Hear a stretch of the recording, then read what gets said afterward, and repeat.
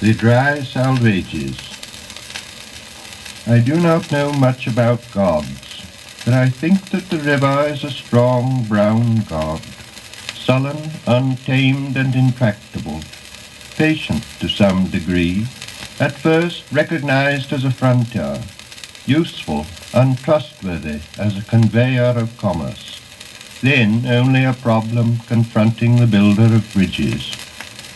The problem once solved, the brown god is almost forgotten by the dwellers in cities, ever, however, implacable, keeping his seasons and rages, destroyer, reminder of what men choose to forget. Unhonored, unpropitiated by worshippers of the machine, but waiting, watching and waiting. His rhythm was present in the nursery bedroom, in the rank ailanthus of the April dooryard, in the smell of grapes on the autumn table, and the evening circle in the winter gaslight. The river is within us, the sea is all about us. The sea is the land's edge also, the granite into which it reaches, the beaches where it tosses its hints of earlier and other creation. The starfish, the horseshoe crab, the whale's backbone, the pools where it offers to our curiosity the more delicate algae and the sea anemone. It tosses up our losses, the torn seine, the shattered lobster pot, the broken oar, and the gear of foreign dead men. The sea has many voices, many gods and many voices. The salt is on the briar rose, the fog is in the fir trees.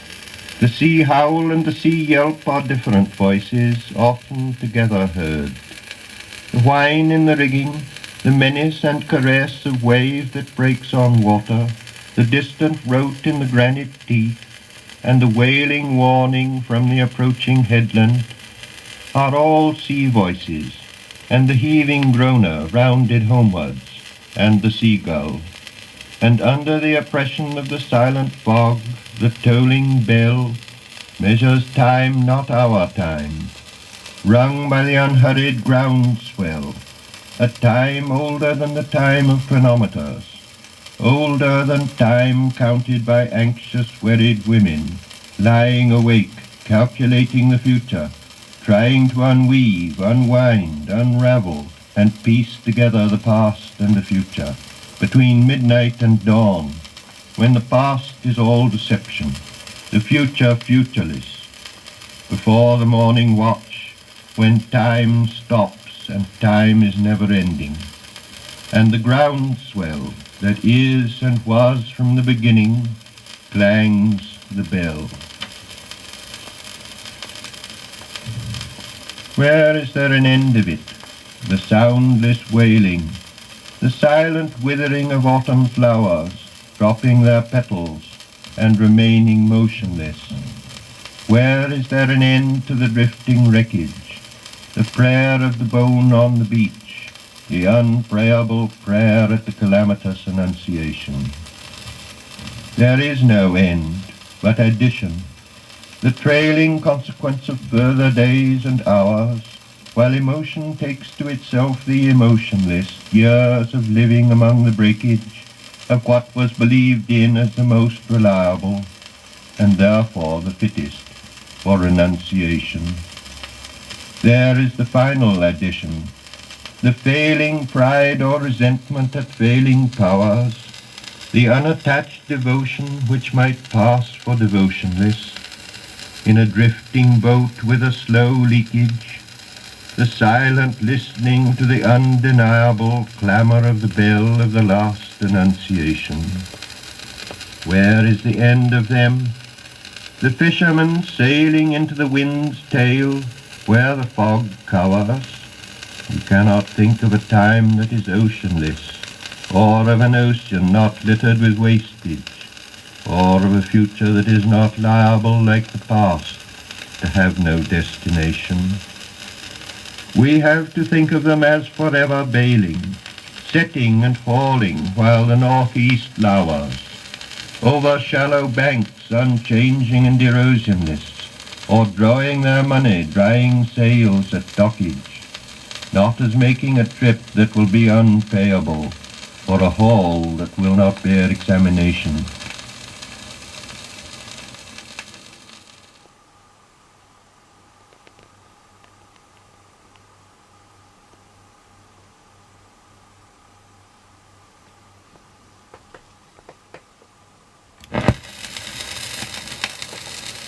There is no end of it, the voiceless wailing, no end to the withering of withered flowers, to the movement of pain that is painless and motionless, to the drift of the sea and the drifting wreckage, the bone's prayer to death its God. Only the hardly, fairly prayable prayer of the one Annunciation. It seems, as one becomes older, that the past has another pattern and ceases to be a mere sequence or even development, the latter a partial fallacy, encouraged by superficial notions of evolution, which becomes, in the popular mind, a means of disowning the past. The moments of happiness, not the sense of well-being, fruition, fulfillment, security or affection, or even a very good dinner, but the sudden illumination.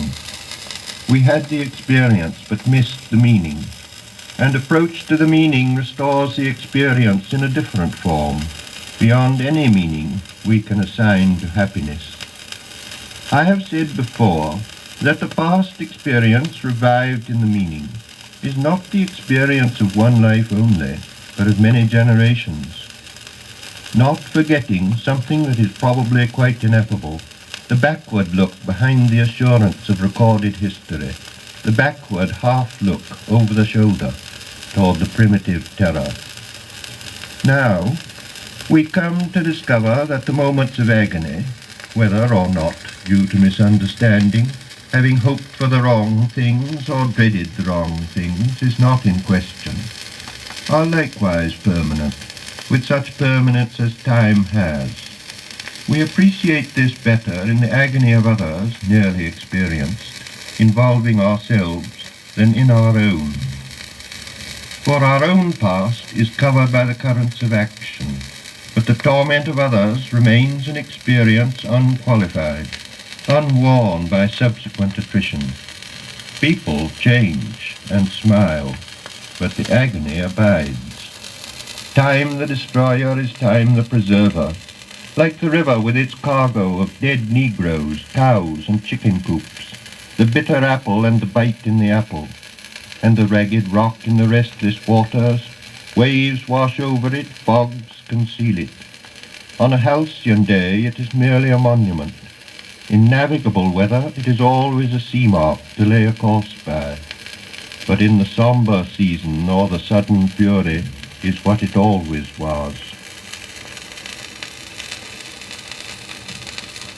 I sometimes wonder if that is what Krishna meant, among other things, or one way of putting the same thing, that the future is a faded song, a royal rose or a lavender spray of wistful regret for those who are not yet here to regret, pressed between yellow leaves of a book that has never been opened. And the way up is the way down, the way forward is the way back. You cannot face it steadily, but this thing is sure, that time is no healer. The patient is no longer here. When the train starts, and the passengers are settled to fruit periodicals and business letters, and those who saw them off have left the platform, their faces relaxed from grief into relief, to the sleepy rhythm of 100 hours. Bear forward, travellers, not escaping from the past into different lives or into any future. You are not the same people who left that station or who will arrive at any terminus, while the narrowing rails slide together behind you. And on the deck of the drumming liner, watching the furrow that widens behind you, you shall not think the past is finished, or the future is before us.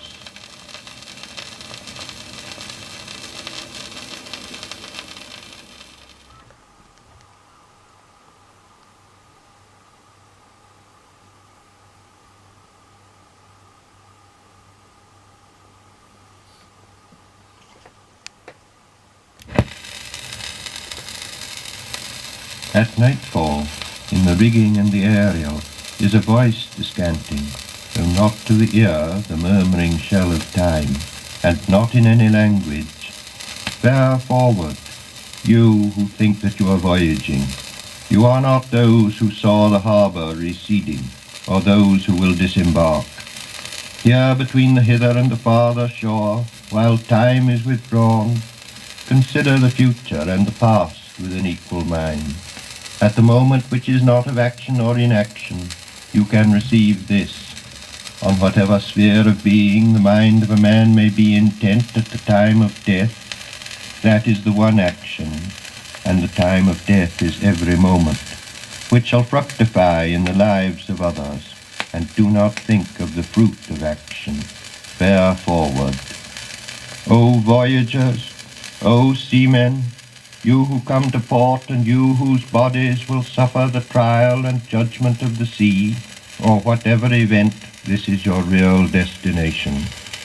So Krishna, as when he admonished Arjuna on the field of battle.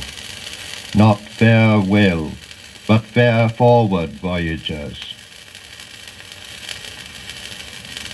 Lady, whose shrine stands on the promontory, pray for all those who are in ships, those whose business has to do with fish, and those concerned with every lawful traffic, and those who conduct them. Repeat a prayer also on behalf of women who have seen their sons or husbands setting forth and not returning. Figlia del tuo figlio, Queen of Heaven. Also pray for those who were in ships and ended their voyage on the sand, in the sea's lips, or in the dark throat which will not reject them, or wherever cannot reach them the sound of the sea bells, perpetual Angelus. To communicate with Mars, converse with spirits, to report the behavior of the sea monster, describe the horoscope, haruspicate or scry, observe disease in signatures, evoke biography from the wrinkles of the palm and tragedy from fingers, release omens by sortilege or tea leaves, riddle the inevitable with playing cards, fiddle with pentagrams or barbituric acids, or dissect the recurrent image into preconscious terrors, to explore the womb or tomb or dreams.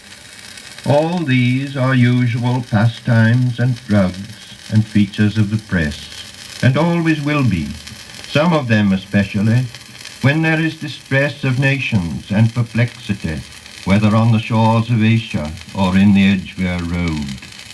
Men's curiosity searches past and future and clings to that dimension. But to apprehend the point of intersection of the timeless with time is an occupation for the saint.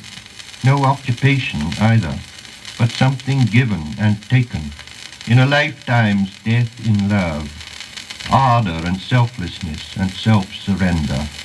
For most of us, there is only the unattended moment, the moment in and out of time, the distraction pit, lost in a shaft of sunlight, the wild time unseen, or the winter lightning, or the waterfall, or music heard so deeply that it is not heard at all, but you are the music while the music lasts. These are only hints and guesses, hints followed by guesses, and the rest is prayer, observance, discipline, thought, and action.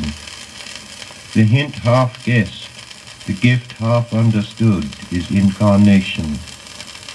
Here the impossible union of spheres of existence is actual. Here the past and future are conquered and reconciled. Where action, where otherwise movement, of that which is only moved, and has in it no source of movement, driven by demonic, chthonic powers, and right action is freedom from past and future also.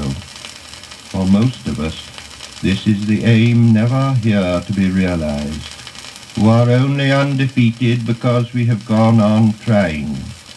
We, content at the last, if our temporal reversion nourish, not too far from the yew tree, the life of significant soil.